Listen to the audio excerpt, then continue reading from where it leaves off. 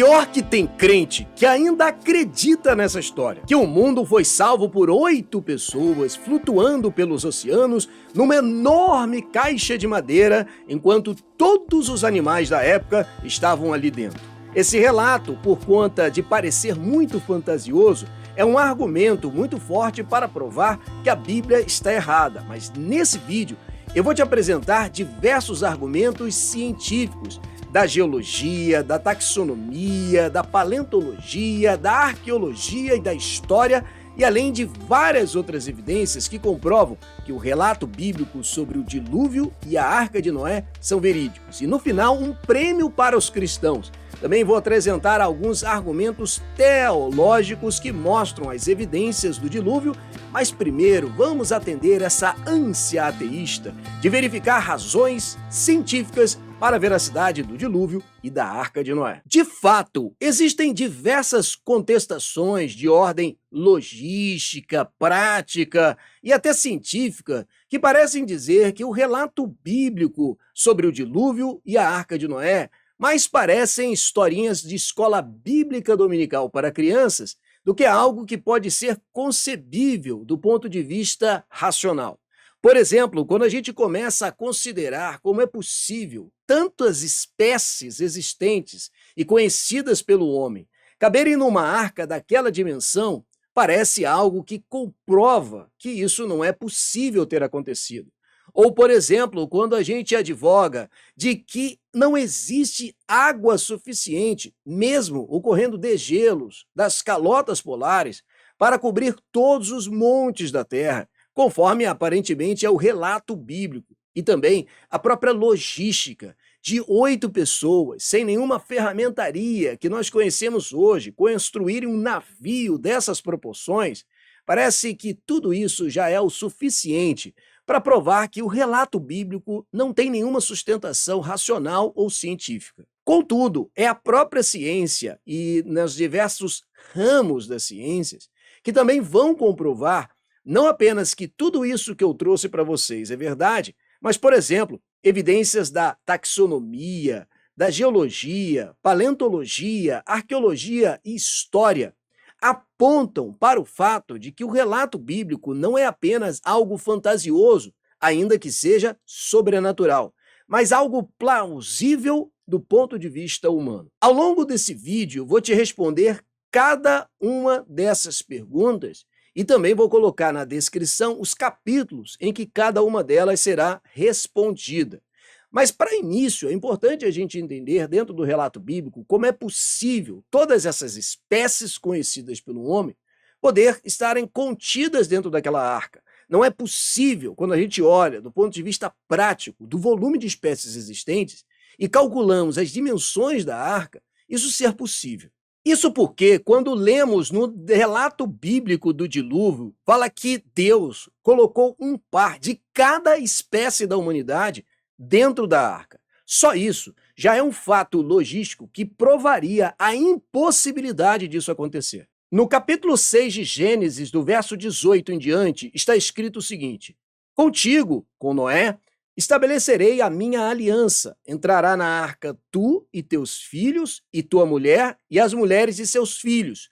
8 pessoas no total. Verso 19 diz: De tudo o que vive, de toda a carne, 2 de cada espécie, macho e fêmea, farás entrar na arca para os conservares vivos contigo. O ateísmo ganha força em cima desse texto porque a expressão 2 de cada espécie já provaria uma impossibilidade logística. Contudo, o que a gente tem que observar é o que é definido biblicamente como espécie e aquilo que é definido pela ciência como espécie. Afinal de contas, a gente sabe que a Bíblia não foi escrito em português, inglês, francês, mas em hebraico. E por isso é preciso nós entendermos o que significa o termo espécie no sentido biológico e científico atual e o que significa o termo espécie conforme o relato bíblico. Quando lemos espécie, logo pensamos naquilo que Ernst Mayr, um dos mais influentes biólogos evolucionistas, considerado, portanto, o principal sintetizador do conceito moderno do termo espécie, se refere quando trata do termo. Ele diz: espécies são grupos de populações naturais que se cruzam real ou potencialmente entre si e que estão reprodutivamente isoladas em outros grupos semelhantes. No entanto, a expressão espécie diverge quando a gente vai para o hebraico do texto de, por exemplo, Gênesis capítulo 6, verso 20, que diz: das aves segundo as suas espécies, do gado segundo as suas espécies, de todo réptil da terra segundo as suas espécies, 2 de cada espécie virão a ti para os conservares em vida. O termo hebraico min não corresponde ao conceito biológico moderno, mas inclui um conjunto amplo de seres vivos com grande diversidade interna, capaz de gerar descendência fértil, direta ou indiretamente, sem ultrapassar os limites do tipo para originar algo ontologicamente novo. Pode ter parecido muito complicado, mas agora vai ficar fácil de entender. Quando o ateísta pensa no termo espécie, ele está considerando muitas vezes que, por exemplo, um pastor alemão é uma espécie, um husky siberiano é uma espécie, e o cruzamento eventual entre um pastor alemão e um husky, que geraria um vira-lata, seria uma terceira espécie. Isso é totalmente distinto do conceito de Ernst Mayr de espécies biológicas, onde, por exemplo, o cachorro e o lobo vão participar de uma espécie, o chacal e o coiote, outra espécie, mas a raposa, uma terceira espécie, no sentido mais restrito do termo, e não popular, como o ateísmo advoga. No entanto, quando a gente entende o termo min no hebraico, considera-se, portanto, todo esse conjunto uma só espécie. O que isso significa? Significa que quando a Bíblia fala que foi colocado um par de cada espécie, então um conjunto que teria gerado, portanto, todos os lobos, cachorros, chacais, coiotes, raposas, estão todos contidos numa única espécie. Nesse sentido, o relato bíblico, conforme o texto original, já comprova que há uma possibilidade de essas espécies serem um volume muito menor. E agora a gente tem que calcular se esse termo, em termos de número de espécies e as dimensões da arca, tornam plausível o fato de que essas espécies podem ter sido contidas dentro de um caixote de madeira daquela proporção. Quando a viabilidade matemática e logística da Arca de Noé é questionada e a gente começa a entender com o termo min sobre espécies, pode ser algo que torna plausível essa realidade, nós podemos calcular o que hoje temos nas espécies conhecidas, algo em torno de 8 a 10 milhões de espécies animais estimadas, e cerca de 1,5 milhão a 2 milhões descritas. E, de fato, se fôssemos contabilizar dessa forma, não caberiam essas espécies dentro da Arca de Noé. Mas quando as estimativas estão na base do conceito min, do termo hebraico original do texto de Gênesis, esses animais terrestres e as aves e os répteis, isso excluindo peixes e invertebrados marinhos, que não estariam necessariamente dentro da arca, nós temos algo entre 1.000 a 1.600 ou 2.000 a 3.200 animais. Uma conclusão de aproximadamente 3.000 pares, algo matematicamente viável para as proporções da arca. São inúmeros os artigos que comprovam a veracidade dos números que eu estou te apresentando com relação às espécies catalogadas e depois, quando você volta para o texto hebraico, você vê a possibilidade de ser aproximadamente 3.000 pares e, portanto, 6.000 animais, mas isso não responde um segundo questionamento. Embora essa primeira pergunta ou questionamento sobre o volume de animais já esteja respondido, um segundo argumento teria a comprovação de provar que a Bíblia está errada no relato. O volume de água existente na superfície do planeta, mesmo com o degelo das calotas polares, seria insuficiente para um dilúvio global e ainda mais, segundo o próprio relato bíblico, de cobrir todos os montes da terra. É um erro comum do ateísmo se apegar ao versículo 19 de Gênesis 7 para provar a impossibilidade do dilúvio, porque o relato fala que a água cobriu toda a superfície da terra, advogando no sentido de um dilúvio de proporções globais e, ao mesmo tempo, que a água cobriu todos os altos montes da Terra. Consequentemente, quando calculamos a altitude do Everest, por exemplo, o volume de água na superfície do planeta, mesmo com degelo polar, não seria o suficiente para cobrir. E esses são dois argumentos ateístas, e o texto diz o seguinte: prevaleceram as águas excessivamente sobre a Terra, o que nesse ponto advoga sobre um dilúvio de proporções globais, e cobriram todos os altos montes que havia debaixo da terra. De fato, quando olhamos toda a água existente sobre a superfície do planeta, em termos de oceanos, calotas polares, as geleiras, também a água na superfície, na parte interior da própria atmosfera, lagos, rios e umidade, não existe volume de água suficiente para um dilúvio de proporções globais, mesmo com chuvas torrenciais. E aí é que a gente começa a explicar essa questão. Para tentar ilustrar o que está dito nesse quadro, se pegarmos todo o volume de água existente no planeta Água, na verdade, a Terra é o planeta Terra. O volume de água, por exemplo, comparado com a Lua, para você poder, num dia estrelado, olhar para a Lua cheia e tentar ter uma proporção de quanto que existe de água no planeta, comprova que sobre a superfície do planeta Terra não há água suficiente para gerar um dilúvio de comprovações globais. Mas é aí que entra o relato bíblico para mostrar de onde veio toda essa água. E Gênesis capítulo 7, versos 11 e 12 explicam isso. O verso 11 de Gênesis 7 diz o seguinte: no ano 600 da vida de Noé, aos 17 dias do segundo mês, nesse dia romperam-se todas as fontes do grande abismo e as comportas dos céus se abriram. Água vindo de baixo para cima, água vindo de cima para baixo. Notou que o relato bíblico não fala apenas de água na superfície do planeta, mas minando da crosta terrestre? O volume de água existente no interior do planeta é comprovado cientificamente e, por exemplo, o professor Graham Pearson, geocientista da Universidade de Alberta e autor de um estudo publicado na revista Nature, comentou sobre a descoberta da chamada ringodita, contendo água dentro de um diamante, e que o volume de água é impressionante. Ele diz o seguinte: isso se traduz em uma massa de água muito grande, aproximando-se de nossa massa de água presente em todos os oceanos do mundo.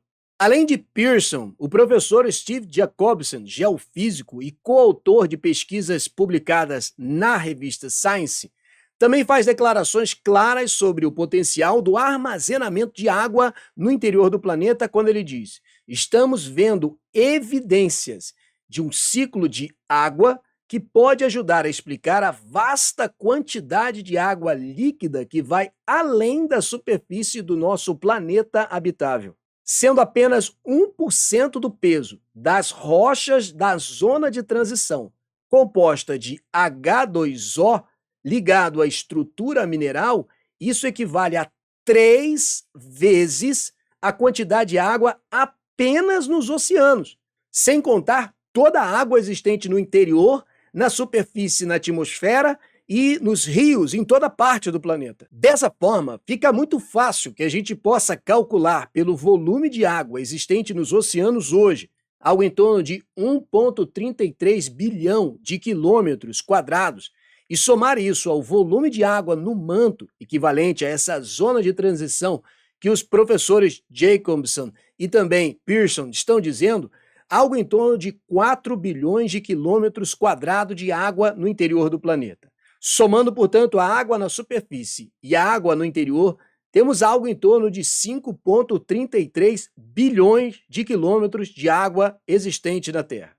Com isso, os cálculos geofísicos do US Geological Survey, uma instituição científica do governo americano amplamente reconhecido como referência internacional sobre recursos hídricos, faz com que isso possa ser coberto da seguinte forma: 1,8 bilhão de quilômetros extra já seria suficiente para cobrir toda a superfície terrestre atual, mais ou menos 2,5 quilômetros de água sendo distribuída uniformemente.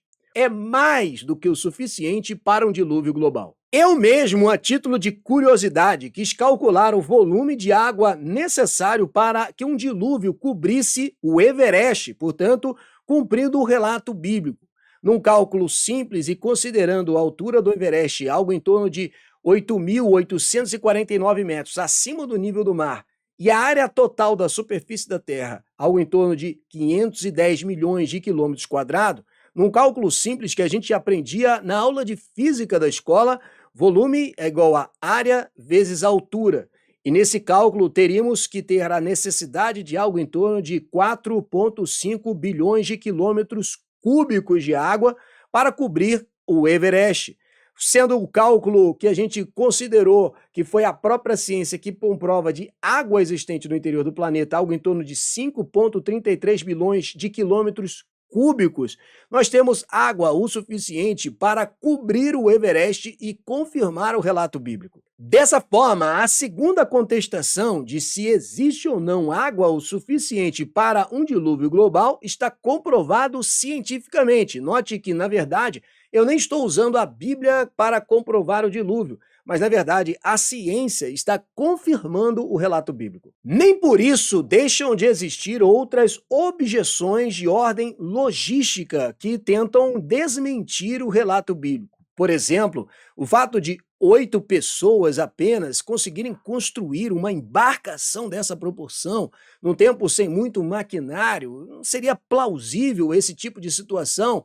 Também o volume de animais dentro da arca, será possível caber tanto esses 6.000 animais, mesmo com o cálculo no considerado min, no termo de espécies utilizado na Bíblia? Será que, no ponto de vista logístico e prático da construção de uma embarcação como essa e também o volume de animais, é plausível o relato bíblico? Nossa dificuldade de conceber isso é porque está no nosso imaginário aquilo que a nossa professora da escola bíblica dominical tentou colocar tantas vezes nos desenhos da nossa mente. Nós temos sempre essa ideia no nosso imaginário que se trata de uma embarcação complexa, com todos os cálculos navais necessários, algo em torno dessa forma, mas quando nós olhamos realmente o relato bíblico, seria algo mais ou menos disso.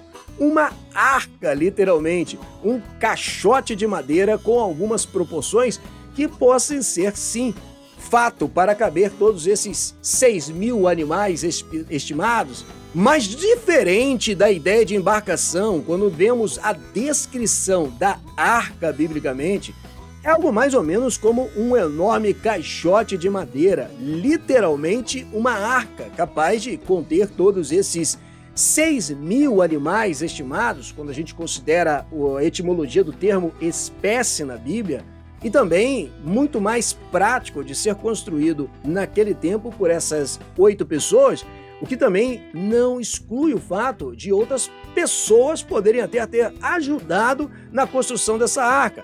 Mas vamos considerar apenas as 8 pessoas que estiveram dentro da arca e se salvaram. Seria possível esses animais, considerando o relato da descrição da arca e também a construção necessária desse tipo de material, fato possível de ser comprovado? Quando pegamos as dimensões aproximadas da arca e calculamos côvado, que côvado na verdade é a medida mais ou menos do antebraço humano, e fazemos então a conversão desse cálculo para as dimensões em metros, e com isso a gente começa a fazer um cálculo logístico disso ser plausível do ponto de vista prático de conter todos esses animais. Sendo, portanto, aproximadamente 3.000 pares de espécies min, pela etimologia do termo, algo em torno de 6.000 animais, considerando que 90% das espécies terrestres têm porte igual ou menor que uma ovelha, um cão médio, uma cabra, e não do tamanho de bois, elefantes e girafas, mesmo reservando, por exemplo, 50% do espaço para alimentos, água potável, circulação, espaço suficiente para animais pequenos em grande número, poucos animais grandes ocupando mais espaço. E, além disso, nós temos que considerar uma comparação com algo que é moderno no transporte de animais.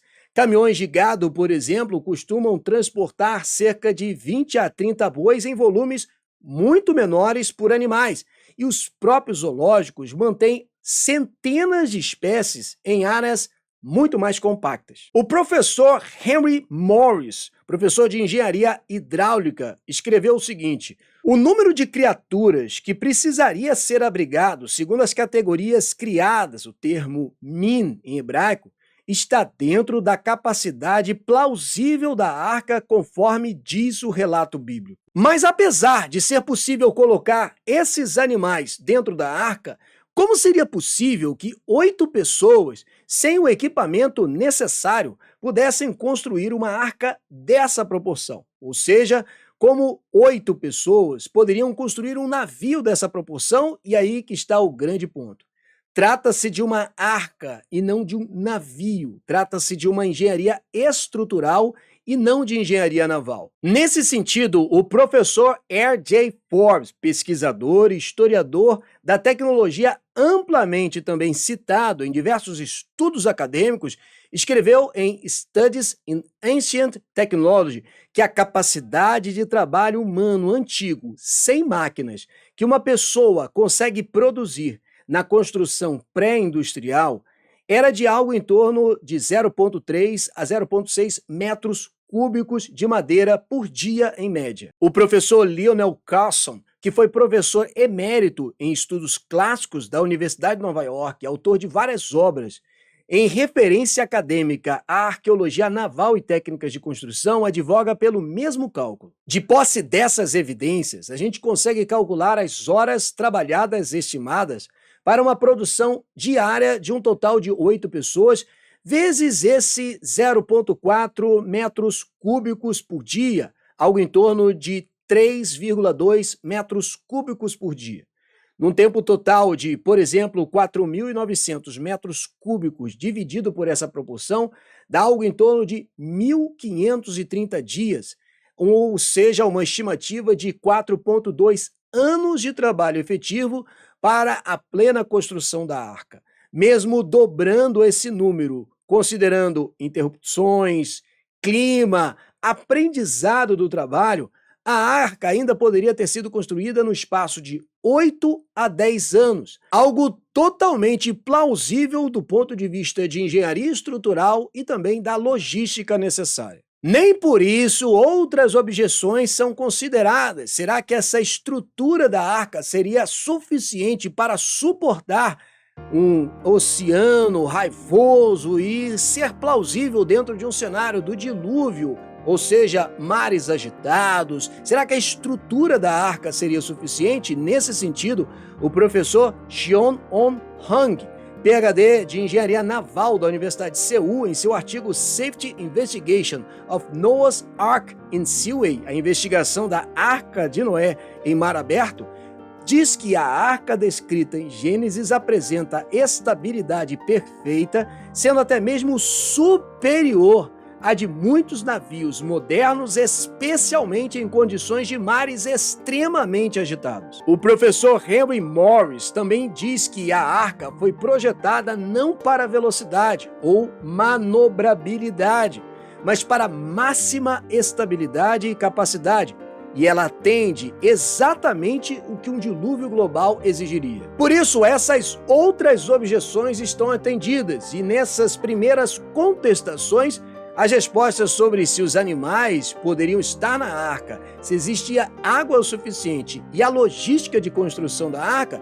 ficam totalmente resolvidas por fatores não bíblicos, mas que a própria ciência comprova que o relato bíblico é verdadeiro. Mas para satisfazer a ânsia ateísta, eu vou te apresentar várias evidências científicas das diversas ciências. Na verdade, sinceramente, eu acredito que o ateísmo vai continuar sendo ateísmo, mesmo com essas evidências científicas. Elas vão servir muito mais para você que é um cristão e quer verificar como que o relato bíblico se comprova na própria ciência. Porque o problema do ateísmo, na verdade, não é de fato a existência de Deus. O ateísta só precisa dizer que Deus não existe, porque se Deus existir, ele terá que lidar com o arrependimento, com a sua natureza humana, E para silenciar a sua consciência, ele precisa fazer força para que o relato bíblico não seja verídico. No ponto de vista das evidências da taxonomia, esse relato já foi comprovado no início desse vídeo. Contudo,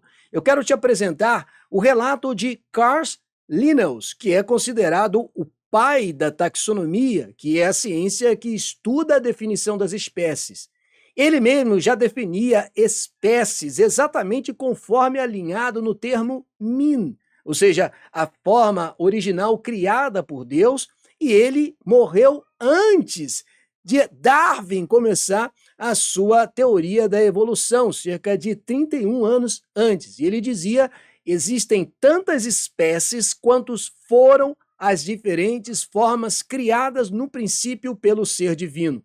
A partir do momento que Darwin traz a teoria da evolução, ele começa a colocar o conceito de espécie numa direção que não é o mesmo sentido do termo min, conforme a etimologia do termo hebraico, ou seja, o mundo inteiro, no sentido científico, começa a interpretar esses pares de espécies, citados, por exemplo, no relato de Gênesis, como sendo impossíveis, improváveis, ilógicos, irracionais, para comprovar que essas espécies pudessem caber dentro de uma arca daquela proporção. Nesse sentido, quando a gente começa a conceber as evidências taxonômicas para a veracidade do relato bíblico, isso já está comprovado. Agora a gente precisa ver o relato geológico, aquilo que as camadas da nossa crosta terrestre vão dizer e se elas comprovam ou não o advento de um dilúvio de proporções globais. Nesse sentido, as grandes camadas sedimentares continentais, como a Tapetes, o Coconino Sandstone e as sequências sedimentares do Grand Canyon, que se estendem por centenas de milhares de quilômetros, provam algo que seja difícil de explicar por uma disposição lenta e local, ou seja, essa formação geológica da Terra não poderia ser formado de uma maneira contínua e por um longo tempo, mas por algum evento que de imediato teria formado isso, algo que um dilúvio se prova plausível para explicar essa razão. Essas camadas são notáveis por não apresentarem sinais claros de erosão prolongada entre uma camada e outra, nem solos fósseis bem desenvolvidos, que seriam esperados se houvesse longos períodos de exposição subárea entre essas disposições. O que o relato científico está dizendo é que essas formações teriam que ocorrer por algo forte, alguma catástrofe, algo como da proporção de um dilúvio. E considerando o relato bíblico de águas vindo de baixo da crosta terrestre, seria perfeitamente plausível considerar, do ponto de vista geológico, a evidência do dilúvio. O ponto é que a própria geologia convencional já admite eventos disposicionais de escala continental, envolvendo enormes volumes de água e sedimentos. De forma que o dilúvio bíblico oferece uma explicação unificada e coerente para essas megasequências, propondo um único evento global de grande energia em vez de múltiplos eventos continentais desconectados ao longo de centenas de milhões de anos. Vencido, portanto, o aspecto dessas evidências geológicas, fica, portanto, a procura por evidências da paleontologia para o advento do dilúvio. Quando se trata de fósseis marinhos, como moluscos, corais, trilobitas, são encontrados hoje em regiões de grande altitude, incluindo os Alpes, o Himalaia, Andes e montanhas rochosas, indicando de forma incontestável que essas áreas estiveram submersas por águas marinhas no passado. A interpretação diluviana, portanto, entende esses dados como evidências de que vastas proporções dos continentes foram cobertas durante algum evento hídrico global, seguido por um intenso abalo tectônico, elevando esses sedimentos marinhos a altitudes que estão apresentadas como atualmente. O ponto em questão não é se esses sedimentos estão ou não lá, se do ponto de vista desses fósseis marinhos eles existem ou não nessas elevadas altitudes, porque isso é consenso acadêmico. A questão é qual é o tipo de evento que geraria esse depósito de fósseis marinhos nessas proporções de altitudes elevadas, o que o relato do dilúvio bíblico é uma explicação unificada e plausível para que isso possa ter acontecido. Eu vou deixar na sua tela fontes da geologia, da estratigrafia, que comprovam, por exemplo, todos os relatos que eu estou te apresentando. Também vou deixar na sua tela outras bibliografias que mostram que esses fósseis marinhos em regiões elevadas existem e que eu não estou inventando esse relato. E ainda quero deixar na sua tela algumas comprovações dessa geologia que fala do Grand Canyon e das grandes camadas continentais extensas como evidências de que só poderiam existir por um evento de proporções do dilúvio no relato bíblico. Vencidas assim essas evidências paleontológicas, a gente tem que procurar então as evidências arqueológicas para o advento do dilúvio. Nesse sentido, as escavações arqueológicas feitas no Antigo Oriente Próximo revelam camadas claras de destruição associadas à água, com cidades inteiras soterradas por lama e sedimentos, indicando inundações abruptas e de grande magnitude. Esse é um relato que um dos arqueólogos seculares não cristãos mais conhecidos do mundo, o Sir Leonard Woodley, que fez grandes escavações nessas regiões, comprova com a seguinte declaração: descobrimos uma camada de lama absolutamente estéril, sem qualquer vestígio de ocupação humana, que interrompeu completamente a sequência cultural anterior. Essa camada de lama não pode ser explicada por uma inundação comum do rio. Trata-se de um evento extraordinário. O depósito de lama era tão espesso que só pode ser sido causado por uma inundação de proporções exponenciais. A conclusão do arqueólogo Leonard Woodley é que um dilúvio devastador encerrou completamente uma fase da civilização humana e sobre ele uma nova cultura posterior foi edificada. Não foi o fim da vida humana na região, mas foi o fim de uma civilização específica. O relato arqueológico, portanto, é absurdamente uma comprovação de que o texto bíblico é verídico. E o Woodley ainda complementa dizendo: a evidência aponta para uma inundação que marcou uma clara divisão entre dois períodos culturais distintos. Além disso, sítios arqueológicos como em Ur, Kish e Shuruppak apresentam níveis estratigráficos de inundação que interromperam bruscamente a ocupação humana e contínua. De modo coerente, acima das camadas de inundação, observa-se um reinício cultural de cidades que então foram reconstruídas.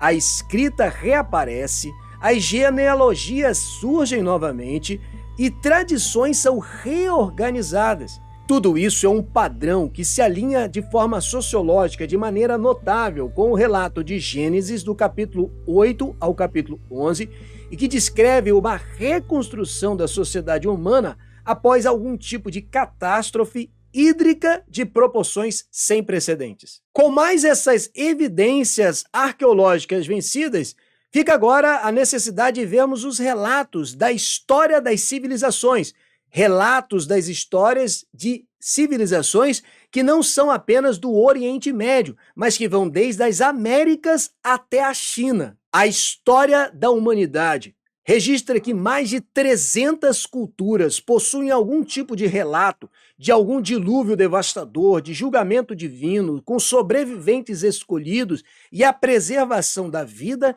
e o reinício da humanidade. Somente nas Américas, os incas, os maias, os astecas relatam que a água destruiu uma humanidade de um período anterior. Na cultura maia, o livro da comunidade relata de que veio então uma grande inundação e os homens de madeira foram destruídos. A chuva caiu do céu e águas e lama os cobriram. Na cultura asteca, no Códice Ximalapopoca, é descrito, por exemplo, que o mundo anterior foi destruído e isso aconteceu quando tudo foi destruído pela água. As pessoas se transformaram em peixes. Os incas relatam, na sua divindade Viracocha, que seria a criadora do mundo numa cosmovisão inca, que antes do reinado dos incas, houve um grande dilúvio que destruiu todas as coisas criadas. Alguns poucos homens sobreviveram em lugares elevados. O antropólogo, historiador das religiões e folclorista escocês Sir James Frazer diz que relatos de dilúvio são encontrados entre povos da América, da Ásia, da Oceania, frequentemente com paralelos notáveis ao relato hebraico. Até mesmo entre os chineses existe o relato de Yu, o Grande, figura central de uma civilização pós-dilúvio que permite à sociedade chinesa ser reorganizada. O relato de que as águas inundaram o mundo, alcançando os céus, montanhas desapareceram e o povo não tinha onde habitar. Naquele tempo, as águas do dilúvio eram vastas e indomáveis, cercando as montanhas e cobrindo as planícies.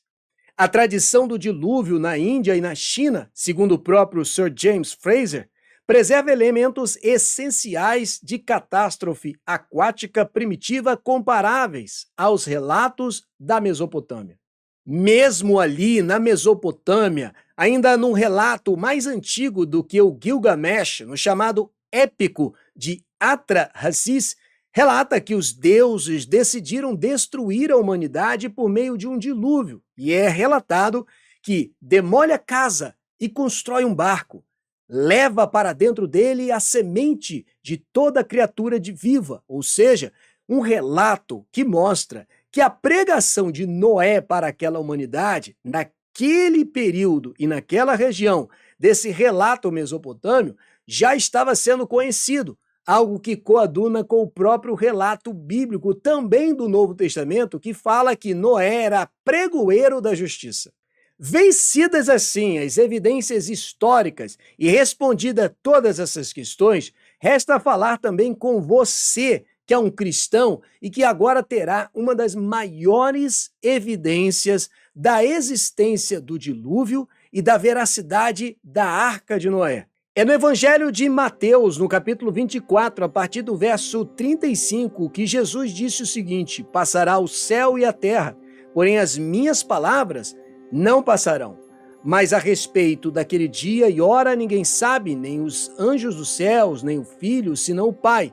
Pois assim como foi nos dias de Noé, também será a vinda do Filho do Homem. Porque assim como nos dias anteriores ao dilúvio, comiam e bebiam, casavam e davam-se em casamento até ao dia em que Noé entrou na arca, e não perceberam senão quando veio o dilúvio e os levou a todos. Assim será também a vinda do Filho do Homem. Embora eu tenha lhe prestado todas essas evidências científicas, racionais e lógicas que respondem a todos os argumentos ateístas que dizem que o relato bíblico não é verdadeiro, o testemunho do novo nascimento dentro do coração daquele que é um cristão genuíno é o suficiente nas palavras de Jesus para comprovar a veracidade do dilúvio e da Arca de Noé.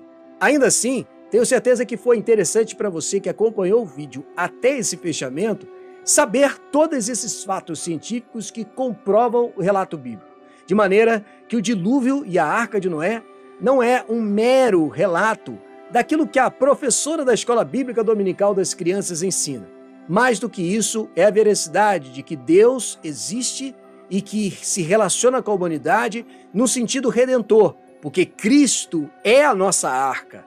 E se estivermos nele, seremos salvos da destruição vindoura. Que você deposite a sua fé em Cristo, assim como Noé e todos os seus depositaram a fé na certeza de que o dilúvio viria e a arca era o local da salvação. Assim, Cristo também é a nossa salvação.